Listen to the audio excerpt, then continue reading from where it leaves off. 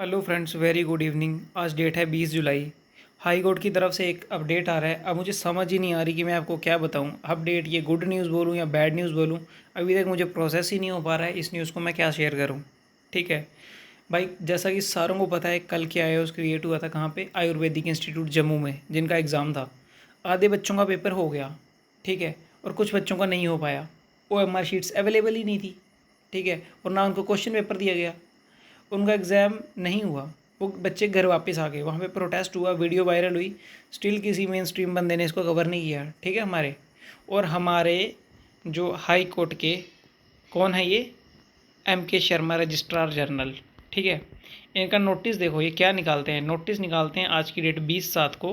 लिखते हैं, the honourable high court of Jammu Kashmir and Ladakh through an outsourced agency conducted a written exam for the post of junior assistant. अच्छा, अब ये हमको बता रहे हैं कि हमने एक एजेंसी थी जो आउटसोर्स की हुई थी, उसके द्वारा हमने एग्ज़ाम कंडक्ट करवाया। किसका? जूनियर असिस्टेंट का। किसका? जम्मू कश्मीर हाई कोर्ट और लद्दाख के लिए। एग्जामिनेशन सेंटर्स बने थे अक्रॉस जम्मू कश्मीर। ठीक है, 19 जुलाई को उसका एग्ज़ाम हुआ, संडे को दिन।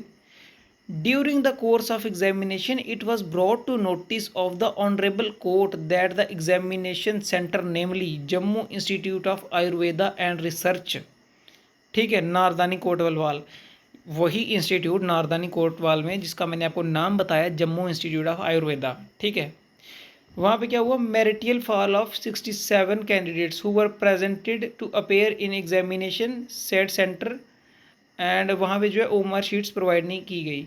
इनका कहना है कि 67 कैंडिडेट ऐसे थे जिनको OMR शीट्स प्रोवाइड नहीं की गई, और 67 की शॉर्टेज थी। लेकिन भाई 67 की शॉर्टेज थोड़ी थी, 67 तो प्रेजेंट थे। कुछ अपनी मर्ज़ी से जो एब्सेंट थे, जिन्होंने एग्ज़ाम देने ही नहीं आना था, उनके लिए आपने मतलब अपना एंड वहाँ से क्लियर कर दिया कि 67 बच्चों को जो है शीट्स शॉर्ट थी हमारे पास। उनकी अकाउंटेबिलिटी कौन लेगा, जो प्रेजेंट भी नहीं थे लेकिन उनकी भी नहीं थी शीट्स आपके पास। कोई अकाउंटेबिलिटी नहीं, कोई क्रेडिबिलिटी नहीं। इन्होंने जस्ट एक क्या बना दिया, नैरेटिव। 67 बच्चों को जो है हम क्या करेंगे, दोबारा से एग्ज़ाम लेंगे, और उसके बाद उनके लिए जो सेंटर्स बनाए जाएंगे वो 2 दिन में आपको इन्फॉर्मेशन देंगे। देखो देखो कितनी जल्दी लिखा है, वेन्यू नोटिफाई करेंगे 2 दिन के अंदर, और उनका एग्ज़ाम लिया जाएगा 2 वीक्स के अंदर। भाई अब इन्होंने किस रेशो में बच्चों को शॉर्टलिस्ट करना है इंटरव्यू के लिए, मुझे समझ नहीं आता। पहले पेपर में से किसको करेंगे, ये दूसरे पेपर में से किसको करेंगे। अब इसमें कोई परसेंटाइल बेस्ड मेथड तो था नहीं।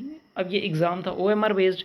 OMR बेस्ड पे ये कौन से मेथड के अकॉर्डिंग शॉर्टलिस्ट करेंगे बच्चों को इंटरव्यू के लिए, पहले पेपर में से और दूसरे 67 बच्चों में से। मुझे कोई समझ तो इसकी लग नहीं रही है।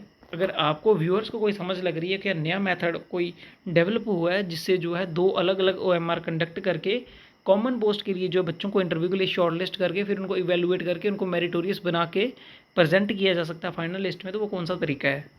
तो ये तो यार, यहाँ तो पूरी रिक्रूटमेंट का एग्ज़ाम कैंसिल होना चाहिए था। ठीक है, यहाँ तो सबको दोबारा से चांस मिलना चाहिए था, या कुछ अलग मैटर, नई सोल्यूशन निकालना चाहिए था। यहाँ तो कैंसिल ही बनता था इस एग्ज़ाम का होना, और कोई तरीका तो बनता नहीं था।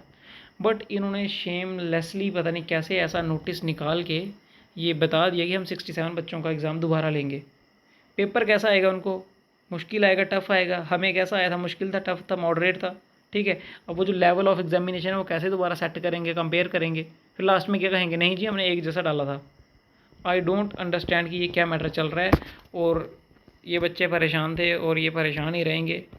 एंड कैबिनेट की भी आज मीटिंग हो गई है दिल्ली में, देखो कौन रिज़ाइन करता है, क्या करता है। ठीक है, एट द एंड यार 2-3 साल से जो बंदा पढ़ रहा है, लास्ट 1.5 साल से जो बंदा पढ़ रहा था, एक तो एग्ज़ाम ऐसा आ गया क्वेश्चन पेपर, जिस बंदे ने इतने करंट अफेयर पढ़े होंगे ना कोई 1 साल के, उसको भाई उसका क्या हाल हुआ होगा GS देख के। जिसने 1 साल के करंट अफेयर पढ़े होंगे ना, उसने GS बिल्कुल नहीं पढ़ी होगी, क्योंकि GS सिलेबस में ही नहीं थी। पिछले साल के पेपर से भी तो इंस्पायर थे। पिछले साल कितने पेपर हुए थे, सिस्टम असिस्टेंट, जूनियर असिस्टेंट, वो सारे भी तो देख के आए थे बच्चे। वैसा आपने कुछ किया ही नहीं उसमें, और क्वेश्चन आप डाल देते हो कि मतलब ICC की वो जो है क्रिकेट वर्ल्ड कप की ट्रॉफी कौन बनाता है। ठीक है, फॉर्मेट मेंशन नहीं करते हो, पूछ रहे कौन से, कि ODI की पूछ रहे हो, T20I की पूछ रहे हो, वुमेंस वर्ल्ड कप की पूछ रहे हो, किसकी पूछ रहे हो यार। मतलब सारा सिस्टम ही प्लस माइनस हुआ पड़ा है। ठीक है, तो ये अपडेट था। और 67 बच्चों आ जाओ दोबारा रजौरी से, जहाँ जहाँ से आप आए थे एग्ज़ाम देने।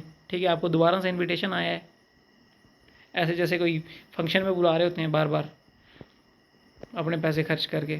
थैंक यू यार, हैव ए नाइस डे। जिन बच्चों के अच्छे नंबर थे वो भी टेंस्ड रहेंगे अब, ठीक है।